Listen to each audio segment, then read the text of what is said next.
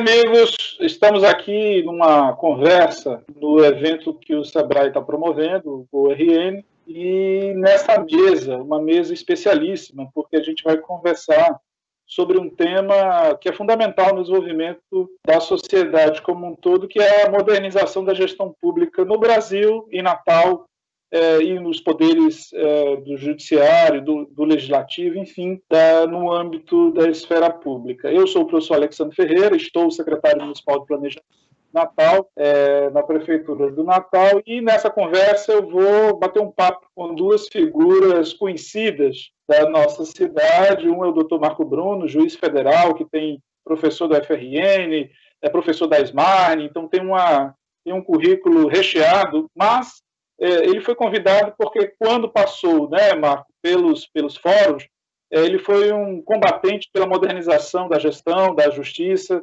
em relacionado a esse processo. E o outro é o Denilson, o nosso querido Denilson Lopes, né, que é há muitos anos um combatente na tributação. Ele hoje está secretário municipal de tributação, mas já passou pelo governo estadual, municípios, e ele tem há muito tempo lutado dentro do município de Natal para modernizar todo o aparato administrativo, a partir da instalação do Directa, né, que é um sistema que a tributação já usa há algum tempo e agora está começando a expandir, né, Luiz, para toda a administração municipal. Então a gente vai conversar um pouco sobre esse sistema, sobre como é que vocês estão vendo isso na esfera pública, como é que vocês estão esperando isso, tá bom? Bom, eu começo nesses 50 minutos, a gente não tem muito tempo para delongar, então vamos ao que interessa. Doutor Marco Bruno, essa trajetória da modernização e da gestão que passa pela tecnologia, ou seja, não é só tecnologia, não é só computador, não é só TI, mas passa por isso, sempre enfrentou grandes resistências na máquina pública como um todo. Conta um pouco dessa trajetória, Marco. Assim, foi difícil começar onde você passou a mudar essa cultura, a mudar esse paradigma? O que é mais resistente? São as pessoas? É a tecnologia, a infraestrutura? Comenta um pouco para a gente. Bem, é um prazer estar aqui, né, com vocês e debatendo. Eu gosto, de fato, bastante do tema. Eu confesso que tenho até dificuldade de dizer, porque ao mesmo tempo em que as resistências vêm de todos os locais, eu de certo modo, não me intimido muito com elas, né?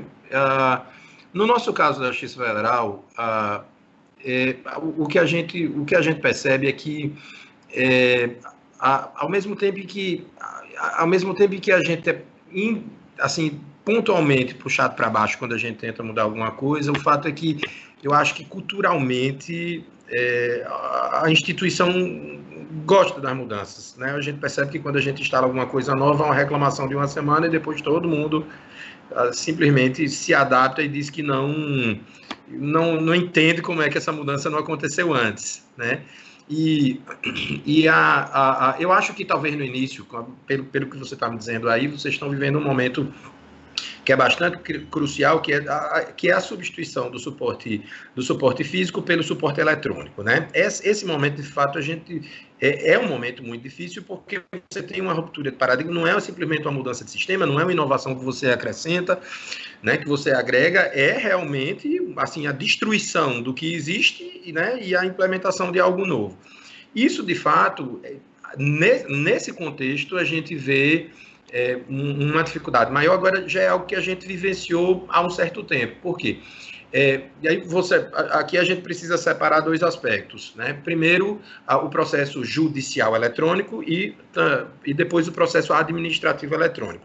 Nós, querendo ou não, somos especialistas em processo. Isso já é uma vantagem, porque é a nossa matéria-prima de trabalho. Então, nós começamos esse processo pelo processo judicial eletrônico. O processo administrativo eletrônico veio basicamente depois, né? E quando houve a mudança de suporte, ela foi impactante, mas como, querendo ou não, aquela é a nossa matéria-prima, rapidamente, né, houve uma adaptação, inclusive porque mais do que no processo administrativo, e aí eu vou usar uma terminologia mais de vocês do que nossa, o processo judicial ele é mais mapeado, o fluxo do processo judicial é mais intuitivo do que o fluxo do processo administrativo, porque a atividade da administração ela termina sendo mais ampla, e a própria legislação ela não é tão fechadinha.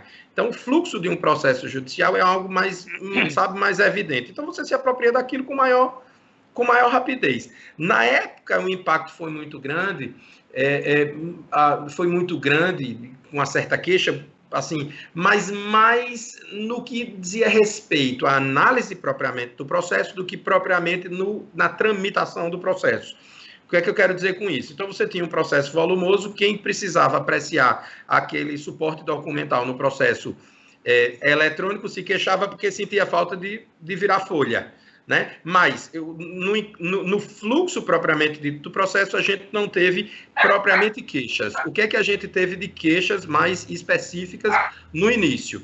É que quando você trabalha a gestão de processo no suporte físico, você está num contexto específico. Quando você trabalha a gestão eletrônica, você está em outro contexto. Então, o que é que a gente precisou fazer? A gente precisou, primeiro, definir o que seria um modelo de gestão de um processo eletrônico e depois a gente começou a capacitar as pessoas em gestão de processo eletrônico, porque não é a mesma coisa do que você promover uma gestão de processos físicos, né?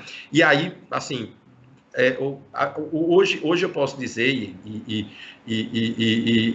digo com uma certa tranquilidade que no que se refere ao processo judicial, o Brasil hoje é uma referência no mundo em gestão eletrônica de seu acervo, né? A gente eu sei que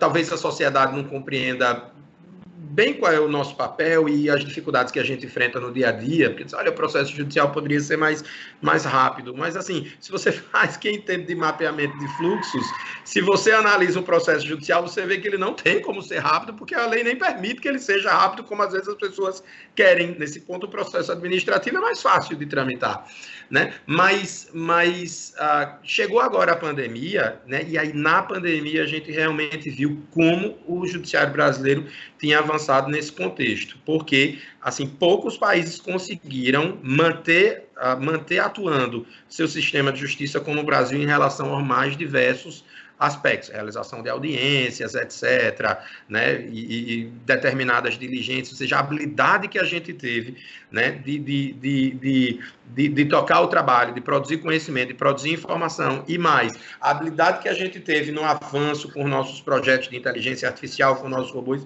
foi uma coisa realmente que tem sido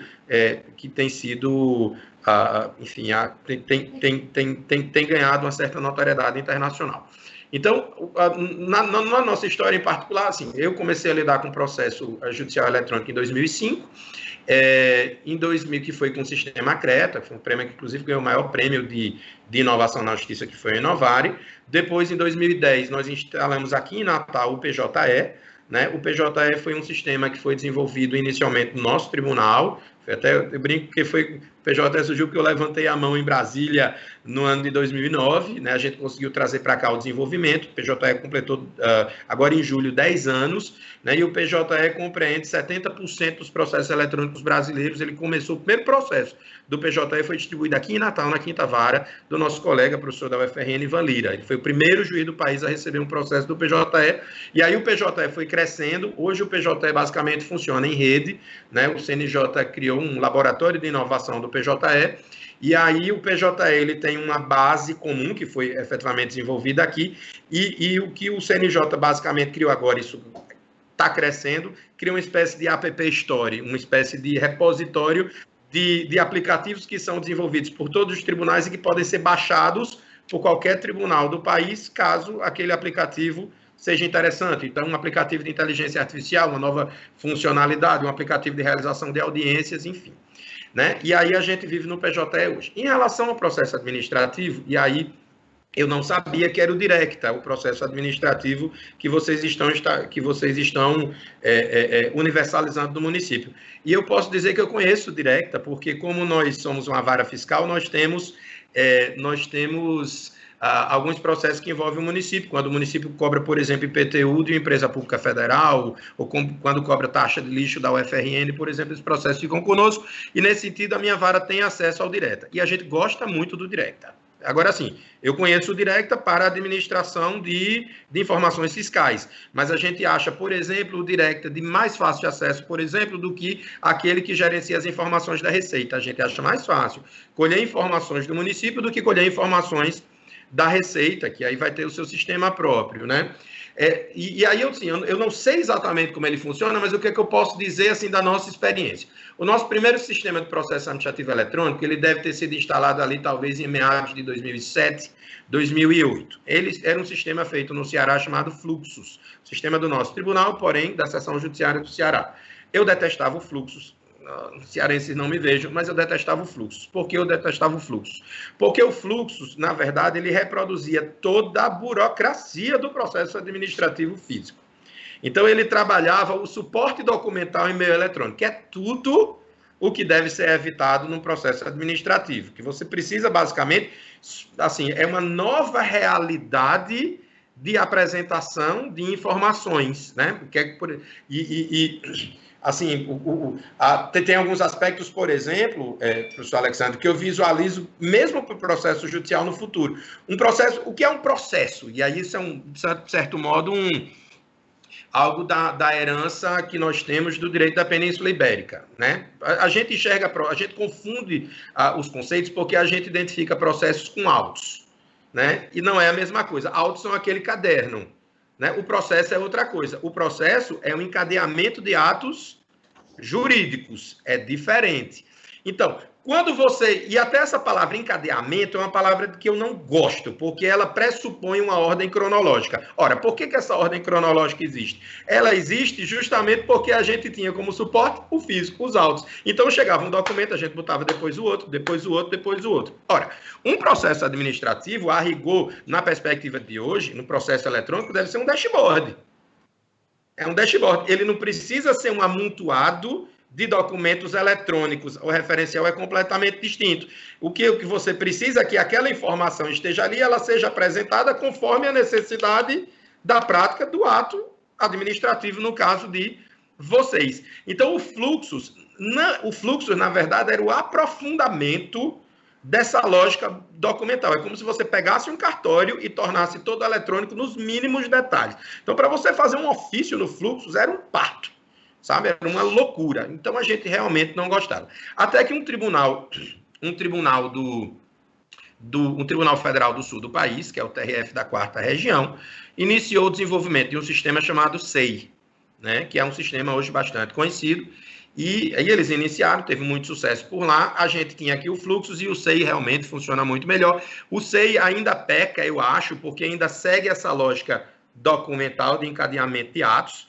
Que eu brinco dizendo que a gente na administração pública, com essa lógica de processo, nós somos como aquele programa acumuladores, sabe? A gente junta e junta e junta e junta coisa sem futuro, sabe? E aquilo ali não pode sair. E sabe por que aquilo está ali e naquela ordem? Aí a informação aconteceu, vamos supor, no caso lá do nosso querido secretário Ludenilson, a autuação aconteceu faz 3 anos. Aí, assim, o mundo não parou, né? Aí você tem a informação que você quer, que é relevante para aquele processo. Imaginemos ali que é o lançamento.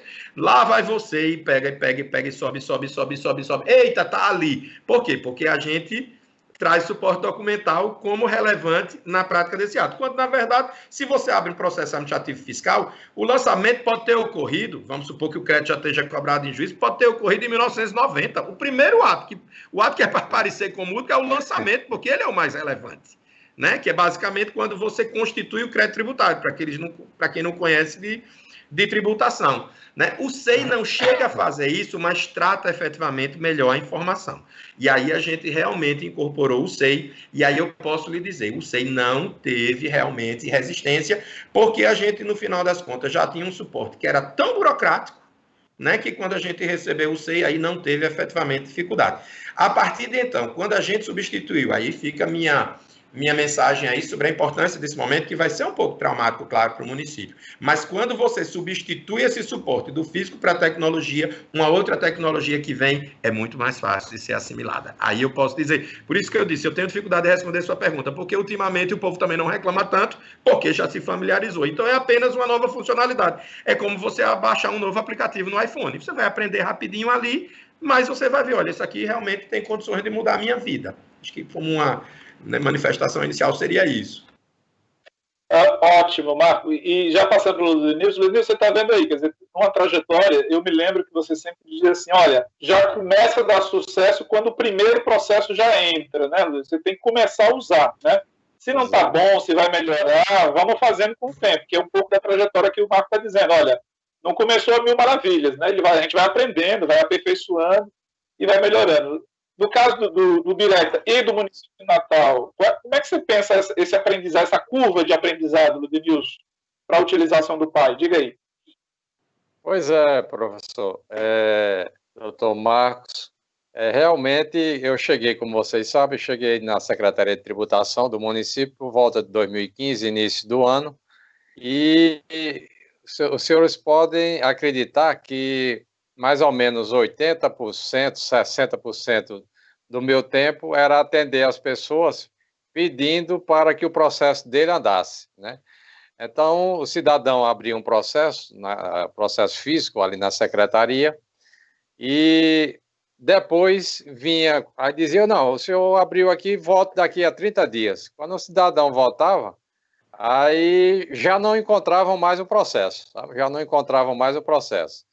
Agora, você imagine processos de 5 anos, de 3 anos, de 8 anos, aí era um Deus nos acuda, disse que era o pavor dos estagiários, né? Quando alguém procurava um processo, o estagiário já começava a olhar um para o outro para ir achar lá num porão que tinha na secretaria, era uma atividade penosa, né?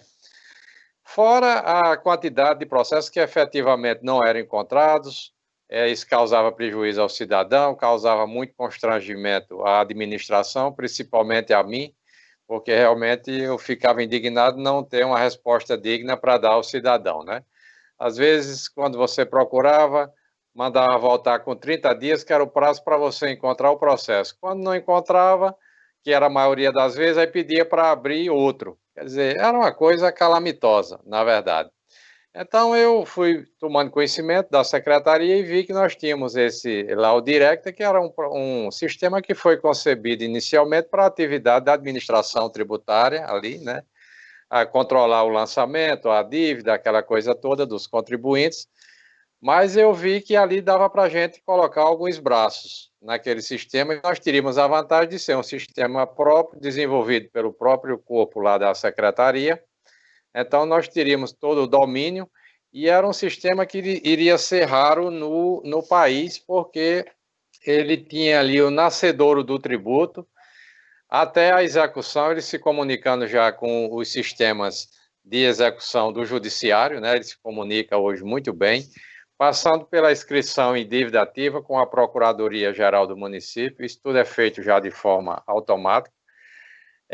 Aí eu disse, bom, e por que aqui a gente não amplia, né? Então, quando eu falava isso, o pessoal até ria, né? Dizia, aí tem aquela questão, como o doutor Marcos Bruno colocou aí, daquelas pessoas que, como por ser uma quebra de paradigma, não é fácil, né, doutor Marcos? Então, sempre vai ter aquele do contra, mas a segurança, aí eu olhava assim, dizia, qual é a segurança daquele monturo que está ali, com o perdão da palavra, aquele paiol de processos que estão ali. Se uma pessoa riscar ali um fósforo, por exemplo, qual é a segurança que tem? Aí eu começava a rebater os pontos negativos e de modo que fomos mais, doutor Marcos, no caso lá da secretaria, mas como aquela espécie do trator, sabe? Fomos passando mesmo por cima e estabelecemos algumas metas, né? Começamos a traçar o plano e dissemos, bom, primeiro ponto, vamos, de hoje em diante, todos os processos que serão abertos, que forem abertos, serão já na sistemática do processo eletrônico. Então, a gente ali disse, bom, vamos estancar o problema, né? Então, de hoje em diante, não temos mais processo físico.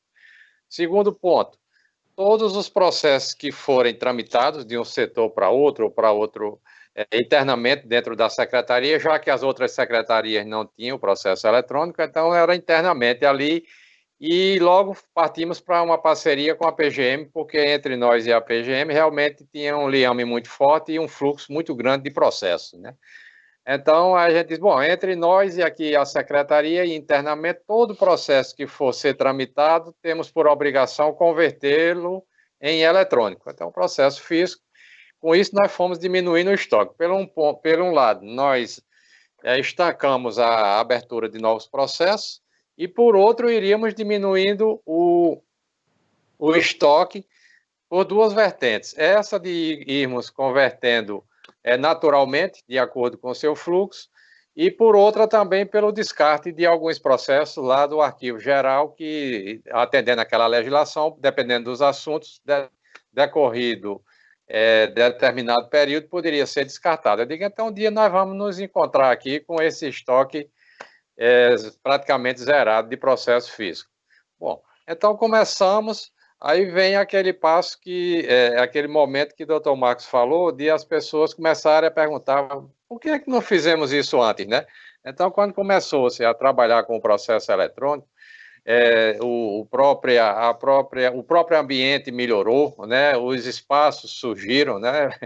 Lá faltava armário, os relatórios de final de ano dos diretores, do corpo de gestão da secretaria, era solicitando armário, solicitando mais espaço, mais gente, e nós começamos a mostrar que isso foi desaparecendo, né? As prioridades passaram a ser outras. Então, isso começou a motivar o pessoal, ao ponto de quando passou aquele momento crucial da tributação, que é aquele momento ali do IPTU, no início do ano, então eu comecei a vislumbrar uma possibilidade da gente começar a converter aqueles estoques de processos que tínhamos lá, e digitalizar em massa e converter em eletrônico. Então, descobri lá uns 5 equipamentos, umas scanners que tinham por lá, chegava naquele departamento, aí o diretor dizia, não, mas eu preciso. Eu digo, não, mas vamos olhar você usou quantas vezes esse scanner aqui durante o mês. Aí eu verificava que a gente tinha um relatóriozinho, e verificamos que ele tinha utilizado 10 vezes, digamos. Eu digo, olha, não vai lhe atrapalhar em nada, eu vou botar ela ali naquela sala, você pode, inclusive, utilizá-la para fazer suas demandas aqui, mas ela lá vai ser mais útil, porque vai escanear, talvez, uns 1.000 processos por dia. Aí, com isso, a gente foi instituindo esse espírito de corpo na secretaria, e confesso aos senhores que, primeiro, nós separamos, doutor Marcos, aqueles processos de até 5 anos, porque o restante, em tese, iria para o arquivo geral lá da Ribeira, certo? Então, separamos ali dos últimos 5 anos. Ora, com pouco tempo nós zeramos essa digitalização e essa conversão em processo eletrônico. Chegamos ao ponto de termos encaminhado em torno de 80.000 processos a 100 para o arquivo geral, que não deu para ser recepcionado lá de uma só vez, e ficou num prédio intermediário ali da CEMURB, ali na Jaguarari. Então, parecia assim, eu tenho até fotos, noutra oportunidade, vou mostrar para os senhores, parecia assim um lastro de uma carreta, assim, da altura de um de nós, e aquele vão ali completo de processo, certo? Que iria para o arquivo geral. O que aconteceu? Nós terminamos de digitalizar o dos 5 anos, o mais recentes, e aí começamos a ter problema, porque algumas pessoas começaram a procurar esses processos que iriam para o arquivo geral, mas estavam no meio do caminho, estavam lá na Jaguarari, esperando que o protocolo geral mandasse, o arquivo geral mandasse pegar para botar dentro de umas caixas, ordenar e tal. Aí eu conversei com o nosso pessoal, digo, vamos buscar esses processos de volta, quer dizer, era processo de 10 anos, 8 anos e qualquer coisa parecida. Então, findamos indo buscar esses processos que estavam no meio do caminho, enquanto o arquivo geral pensava em como transportá-lo para lá e arquivá-lo dentro de umas caixas, a gente digitalizou todos. Então, foi um fenômeno. Com isso, nós descobrimos e achamos solução, porque esses processos, que é outra grande vantagem de você trabalhar com processo eletrônico, inclusive converter os antigos, é você digitalizar e ter um ambiente para hospedá-los e ter como trabalhar e não perder o controle, né, doutor Marcos? Então, indexá-los, né? Então, como nós tínhamos o Direct, ele serviu de suporte para isso tudo, doutor Marcos. Nós já tínhamos a inscrição do contribuinte, o CNPJ, o sequencial do imóvel. Você observa como a coisa ficou toda integrada. Então, o CPF, o sequencial, a inscrição imobiliária, o auto de infração, o número do processo. Então, isso aí, na verdade, nós conseguimos uma gama de dados imensa, né? Fomos buscar esses processos antigos de 10 anos. Eu lembro que tinha um caso aí, era bem complexo de se resolver, porque nós não encontrávamos um processo e o cidadão alegava lá uma decadência e nós precisávamos de provar que ele tomou ciência num determinado período lá. E estava por perdido. Esse processo físico nós não o encontramos. Mas quando nós digitalizamos, encontramos, achamos esse processo, né?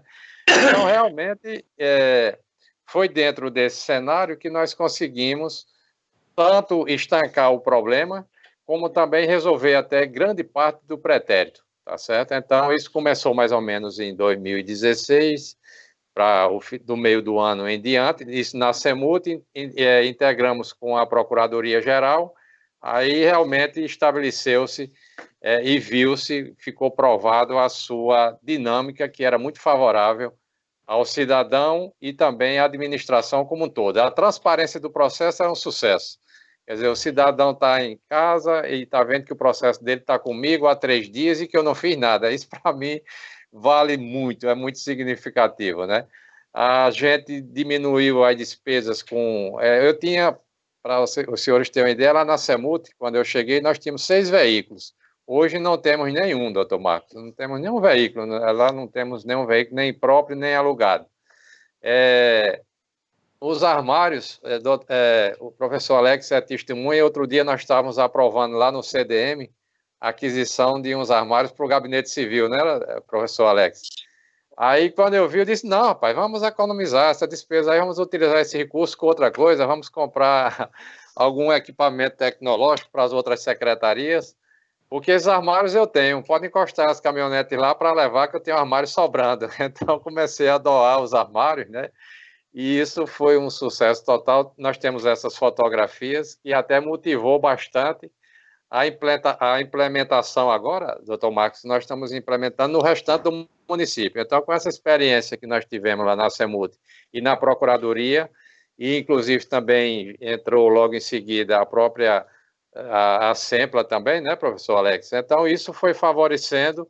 A STTU nós implementamos também há mais de um ano, quer dizer, o cidadão que foi autuado ali com uma multa de trânsito, por exemplo, ele pode fazer a defesazinha dele lá no processo eletrônico, à noite, da sua própria residência, sem o menor problema.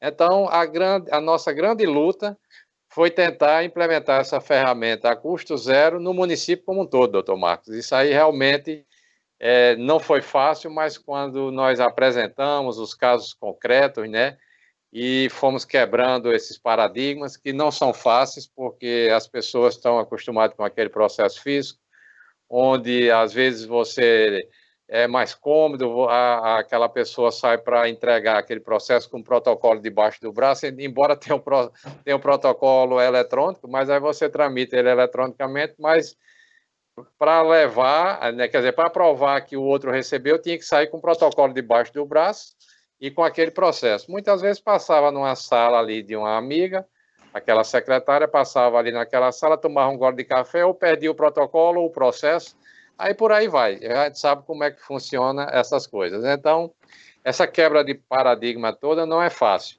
mas a gente conseguiu e editamos agora, vai fazer 90 dias agora, dia 3 de setembro, né, professor? Pelo que nós vimos, editamos o decreto, né, o prefeito assinou o decreto, porque até então eu tinha instituído com a Procuradoria no âmbito da nossa secretaria.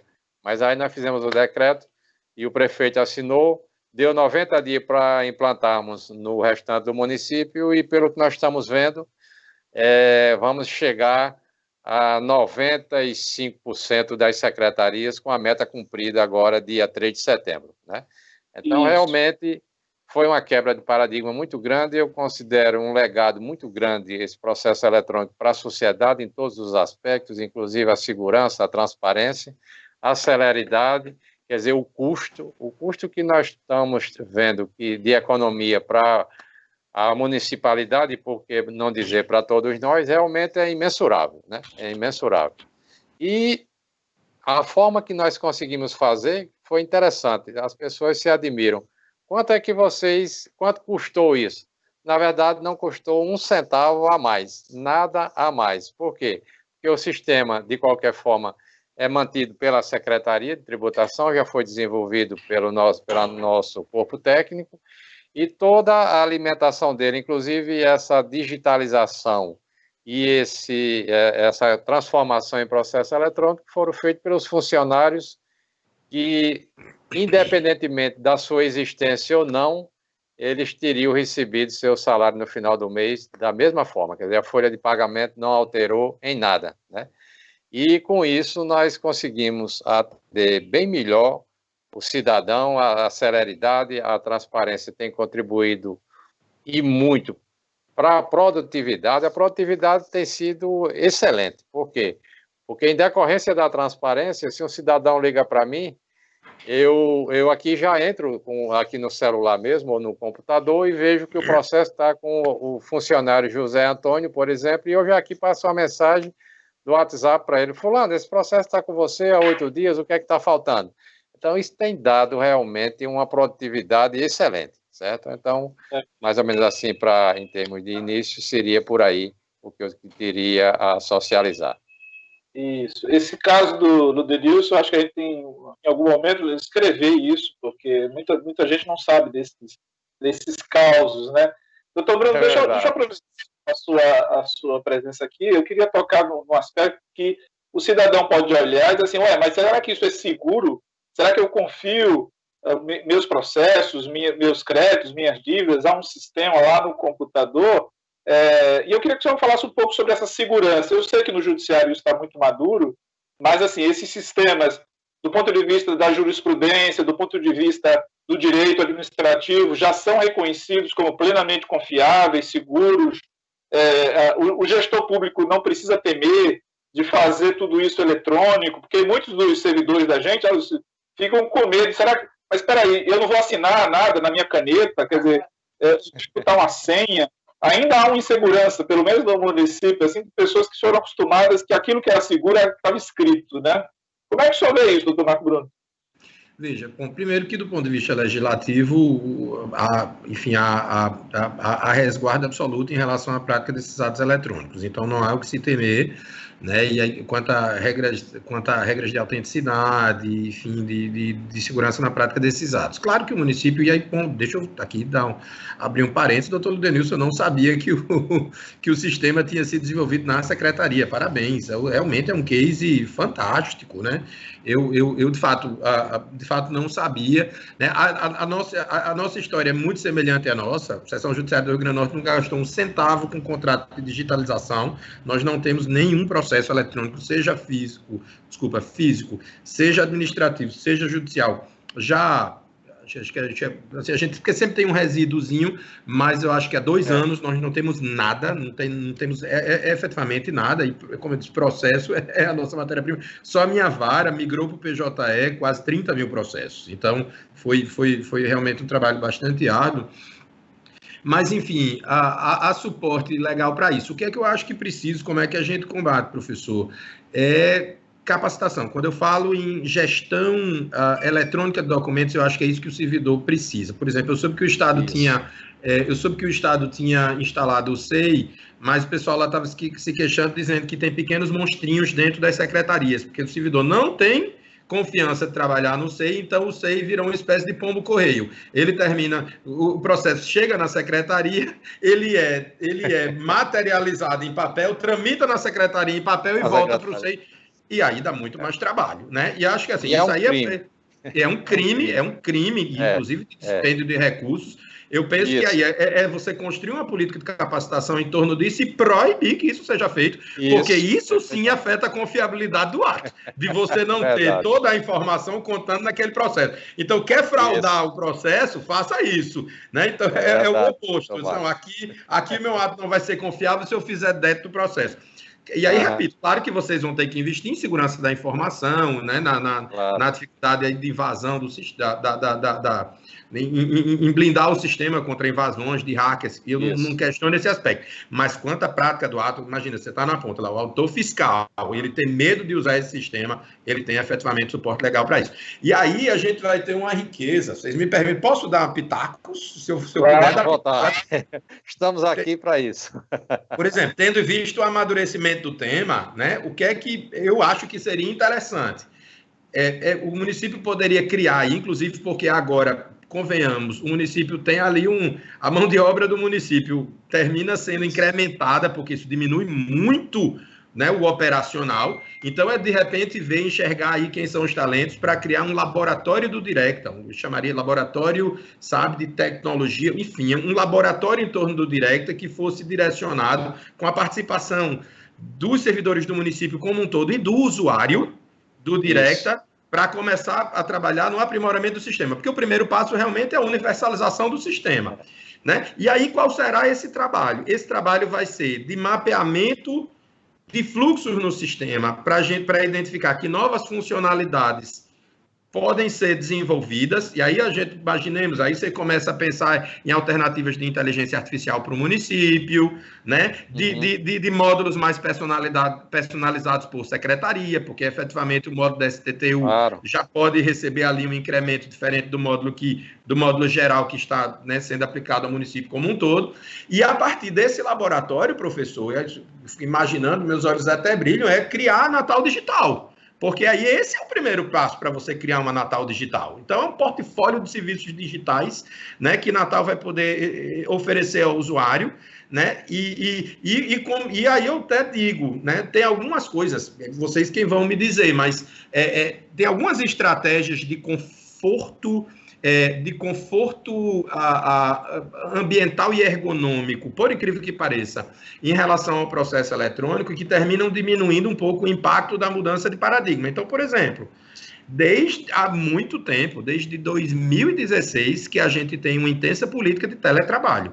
Nossos prédios estão ficando gigantescos, né? Gigantescos. Então, imagina a diminuição da estrutura, que eu sei que isso é um aspecto pesado, né, para o orçamento, com a possibilidade que você vai ter de redes de atuação virtuais, de nuvens de serviços municipais que não vão precisar de prédios, porque você tem condições ali de construir uma Natal Digital.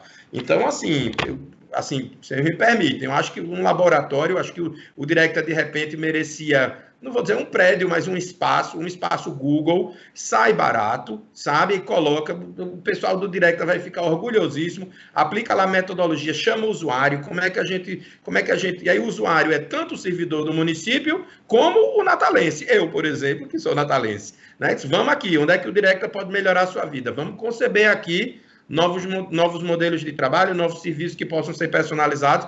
E aí, quando você tiver... E isso pode, né, ser a indução de uma política pública de uma Natal eletrônica, da Natal. Aí vocês veem um slogan que seja mais, né, bacana, né, para, sabe, o Natal na palma da mão, Natal... Né? E aí, esse é o primeiro passo para isso, porque não tem como você ter Natal na palma da mão se eu preciso ir na STTU resolver a minha multa, né? Esqueça, ou se eu preciso ir à secretaria para resolver um aspecto do meu IPTU. Bacana. Luiz, a gente já está aqui, o papo está ótimo, está correndo, a gente já vai nos 40 minutos e eu queria ouvir um pouco o próximo passo. Me parece que esse tom que o Dr. Marco deu agora, que é a gestão de pessoas, o cuidado com as pessoas que estão trabalhando o PAI, ou seja, que estão se ambientando com isso, e talvez abrir novas formas de trabalho. Eu sei que você, por exemplo, está nessa pandemia, não parou de trabalhar nenhum dia, nem sua equipe, porque lá já tem o teletrabalho e essa parece ser uma tendência, não é isso, Luiz? Esse próximo passo são as pessoas, então, esse cuidado com as pessoas, Luiz? Pois é, professor. Como o senhor colocou muito bem, quer dizer, parece-me que a gente estava se antecipando, antevendo aí essa problemática que tivemos que enfrentar, né? Essa pandemia aí. Você imagine se a secretaria tivesse, como na época que nós a encontramos, né? Em 2015, 2016. Ou seja, eu não imaginei nunca a secretaria daquela fechada como seria, né? E a gente, em decorrência da pandemia, fechou-se literalmente o atendimento ao público e realmente tem sido um sucesso. Quer dizer, inclusive a gente tem antecipado muitas coisas que iríamos fazer talvez daqui a 1 ano ou 2, em decorrência aí da pandemia, tivemos que acelerar, né? E muitas coisas que nós estamos fazendo só estamos conseguindo por conta da pandemia. Ou seja, você fechar aquela secretaria, em condições normais, eu acredito que a sociedade arrombaria as portas, não admitiria, né? Então, eu botar lá que não estava atendendo presencialmente, isso era inadmissível, o cidadão não iria admitir. Mas, em decorrência da pandemia, eles começaram a aceitar. E começaram a aceitar numa boa, né? Porque entendendo, olha, o pessoal está conseguindo não parar, está preservando a saúde dos funcionários e a nossa, do cidadão. Então, mostrando um caminho da gente solucionar o problema sem a gente se expor, sem estar pegando ônibus, sem estar indo presencialmente. Aí, realmente, foi um negócio que foi como uma luva. Realmente, essa quebra de paradigma, porque o nosso público, nós sabemos também ali, principalmente do IPTU, nós sabemos das limitações, né? Então, nós não teríamos como fazer o que fizemos agora se não fosse a pandemia, por incrível que pareça. Então, alargou-se muito a divulgação, socializou-se com muita força agora o atendimento tecnológico ao cidadão natalense, em decorrência aí da pandemia. E, com isso, nós conseguimos atender ao cidadão, inclusive manter um bom percentual de receita. Nós até esperávamos que poderíamos ter uma queda maior, mas em decorrência disso tudo, não parou-se um momento, um minuto, e os resultados estão sendo bastante satisfatórios. Nós, por outro lado, na linha do que o doutor Marcos Bruno falou, que está corretíssimo, a gente abrir para ouvir, né? Então, doutor Marcos, nós estamos numa fase dessa já, vamos dizer, na fase 2, talvez. Como é que ela se deu? Na hora que nós abrimos o Directa para as outras secretarias, nós já tínhamos com a Procuradoria o que já tinha enriquecido o Directa com muitas demandas que eram inerentes à atividade do procurador. Então, já tínhamos aprimorado bastante. Mas agora que nós abrimos para a STTU, ora, para a STTU, o importante não é o sequencial do imóvel, não é o quê? A placa do veículo ou o Renavan. Então, isso tudo já está contemplado. Mas para a Secretaria de Educação, talvez seja a matrícula do aluno, do professor e por aí vai.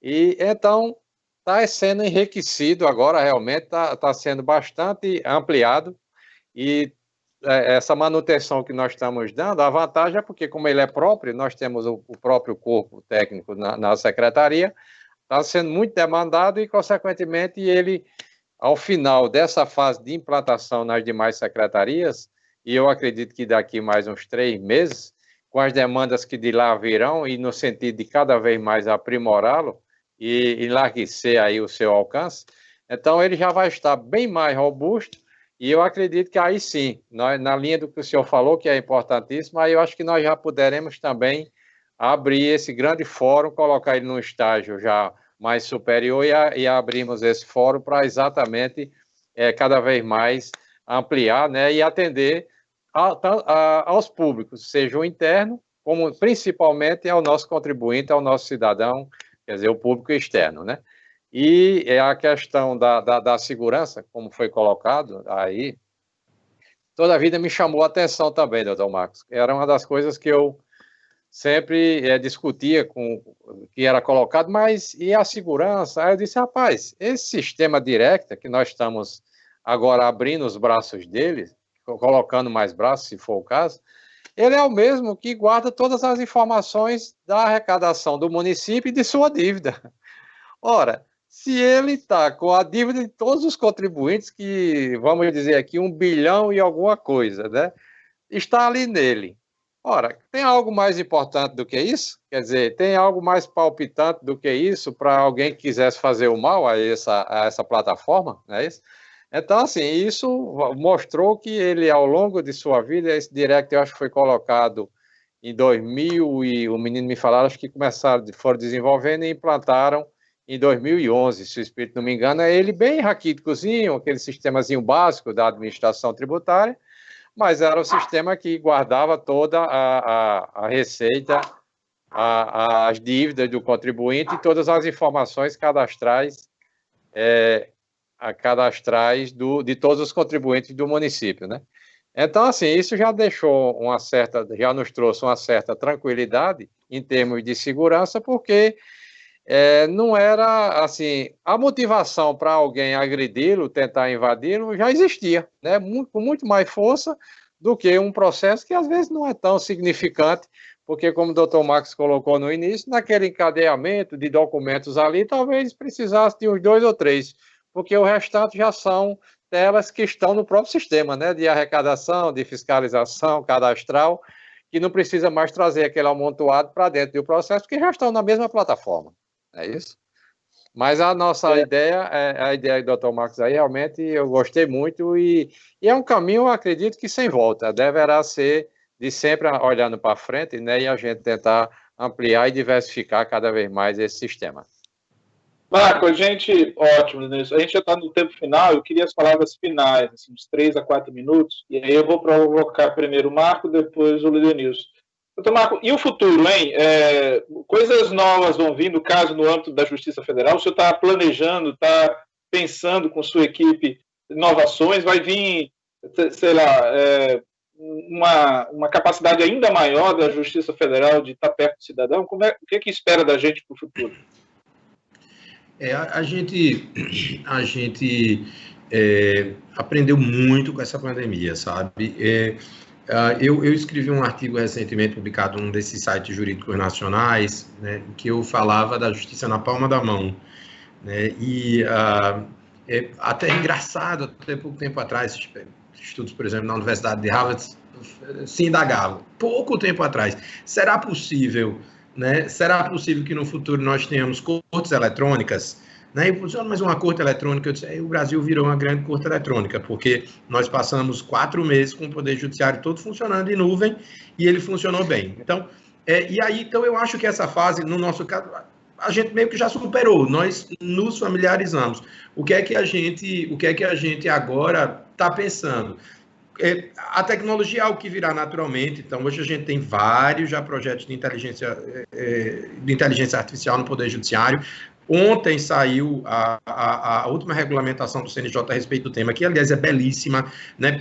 Preocupado, por exemplo, com decisões opacas, né? Preocupados com algoritmos discriminatórios. Então, por exemplo, tem lá requisitos numa equipe, por exemplo, que vai desenvolver um sistema de inteligência artificial para o Poder Judiciário, tem que ter diversidade racial, diversidade de gênero, de orientação sexual. Isso já normatizado no nosso sistema, como forma de a gente ter uma justiça eletrônica mais democrática. Então, ao que consta, no mundo não existe isso.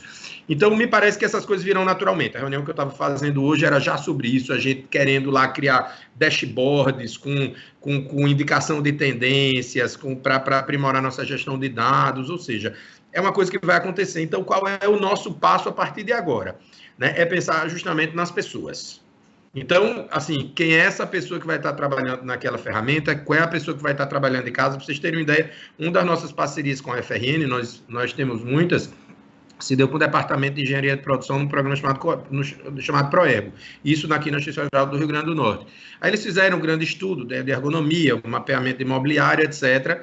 Né? E desse sistema, com a parceria que a gente também tem com o IMD, saiu um robozinho que, com uma câmera que a gente vai disponibilizar para cada servidor, que vai, na verdade, analisar a postura de cada um de nós enquanto nós estejamos trabalhando em processos eletrônicos, onde quer que a gente esteja. Eu já vi funcionando, como o sistema tem as minhas informações, né, o sistema vai ficar olhando e vai dizendo, Marco Bruno, você está muito curvado, Marco Bruno, pisque, Marco Bruno, por quê?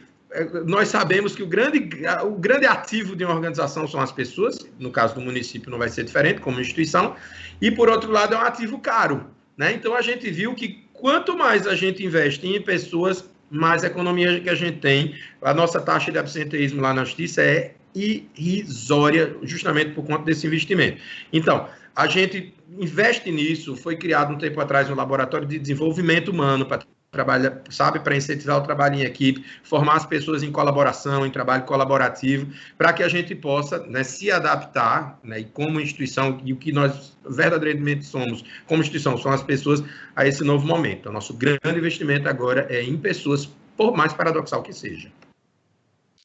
Luiz, rapidinho, suas últimas palavras, o que fica também para o futuro, o que a gente pode esperar do seu trabalho. A gente sabe que vai esperar muito, né? Mas do público municipal como um todo, eu sei que você é um esperançoso, né? Nós vamos conseguir modernizar essa gestão e colocá-la no mundo digital. Daí isso fala e se despede um pouco do nosso público aí. Ok, professor. Eu já quero aproveitar até o testemunho aqui do Dr. Marcos Bruno e já quero lhe convidar para fazer uma visita ao prédio da CEMUT, porque eu acredito que já, em vez de ser ocupada só pela Secretaria de Tributação, acho que já dá para acomodar a SEMPLA também, para a gente ficar junto lá. Vamos fazer uma mudança. Então, vamos fazer essa mudança. Eu vou esperar lá uma visita sua e com sua equipe, para, se Deus quiser, a gente já diminuir esses custos, né? Vamos, em vez do aluguel de 2 prédios, vamos ser só um e vamos dividi-lo, não é isso? Então, é nessa linha que a gente pensa, né? Vamos cada vez mais focar no sentido de otimizar, né? Toda a administração aí do município, no que tiver no nosso alcance, né? Utilizar com força essa área, essas ferramentas tecnológicas, e com isso, com certeza, nós vamos contribuir bastante para a sociedade de todas as formas que você olhar, né? Nós vamos diminuir custos, nós vamos prestar um melhor serviço, nós vamos ter mais celeridade, mais segurança, não é isso? E vamos tentar. Eu nunca me esqueci, quando eu cheguei em 2015, Dr. Marcos, na CEMUT, era naquele prédio antigo, ali atrás da prefeitura, e que inclusive foi objeto de processo, essa coisa toda, né? E a gente, quando eu cheguei, estava a equipe lá, tanto os auditores como os funcionários, né, ali administrativos, em greve, rapaz. Eu digo, onde é que eu vim me meter? Saí lá da secretaria, estava lá na área de julgamento de processo, bem mais tranquilo, mas vim para cá, mas é desafio, né? E desafio é desafio. Então, cheguei lá e um dos motivos da greve, doutor Marcos, era exatamente para a realização de um concurso, para chamar mais auditores e também a parte de apoio. Quer dizer, nós estamos em 2020, não existiram esses concursos, está todo mundo satisfeito, né, quem tinha de se aposentar, aposentou, se tinha seu direito, foi lá, aposentou, não teve problema. Estamos tocando a máquina e não tenho dúvida de que não é puxando sardinha não, mas eu acredito que nós estamos prestando um melhor serviço à sociedade, né? Então, eu acho que é nisso que nós temos que pensar, porque o custo dessa máquina como um todo, muita gente costuma dizer que a coisa pública não devemos cuidar porque ela não é de ninguém. Eu digo que ela é, na verdade, de todos nós, né? Então, é nessa linha que a gente tenta trilhar e dar uma contribuição e deixar um legado aí para a sociedade. Maravilha. Marco, 30 segundos, faz a tua fala final. Eu queria te agradecer muito por você ter aceito, né? Eu já conheço o Denilson já há algum tempo, mas é sempre bom ouvi-lo novamente, Marco, falando um pouco dessa modernização.